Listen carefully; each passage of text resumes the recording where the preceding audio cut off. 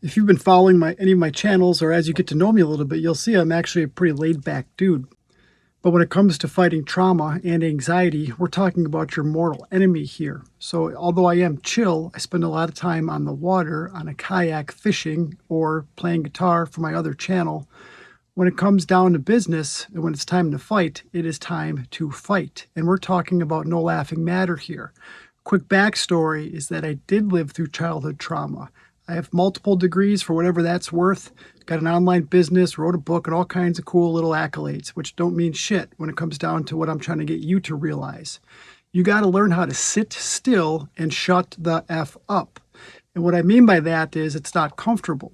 You have to find a place where you can sit. We're not doing any deep yogi practices here. We're just sitting. That could mean in a chair or on your floor or on a pillow. You got to do what you got to do to sit still. I recommend doing this in small increments. Start it off with like 30 seconds, then maybe a minute, then maybe 2 minutes, then maybe longer. But the longer you can sit still, the more apt you are to hear the inner voice. It's not anything like, although some pretty far out coincidences did happen when I did break through. And I'm talking about synchronicities and things that are like way beyond coincidence in my opinion. That's for a whole different tutorial. For now though, listen closely. You got to sit still and just breathe, focusing on the inhale. Once you focus on the inhale, you have no choice but to exhale. Sure, you can hold your breath, but we're not going to go down the road of silliness here. I'm speaking directly and practically to people that sincerely want to kick anxiety's ass once and for all.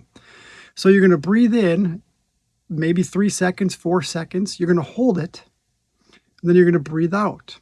And you're going to repeat that cycle, preferably for 2-3 minutes, maybe longer. This is something that I do every single morning, no matter where I am. Get this built in your daily routine and then start to pay attention. You'll start to hear things like, like common signals, not like loud noises. I'm not talking about anything external. I'm talking about you'll hear like a calling, or you'll hear like some sort of direction or intuitive or some reoccurring theme. That's where I transition then into the journaling. There's all kinds of benefits of keeping a journal. Just a quick one is when I look back at my journal of my early days of getting into this routine, I look at that and I'm reminded of the pain I was in. And it's a good reminder to keep going and stay on the path. So there's your quick message on how to sit still and be quiet. It's something you have to practice and you will get better at. When you do start to get better at it, things will change. You will change. The way you see things, the way you look at things changes. People around you, unfortunately, will not change, but you will. You'll see it. They may not. That doesn't matter. Right now, we're talking about sitting still and listening and watching and observing. Next lesson will be about how to get that journal started. Stay tuned for more. Check back often.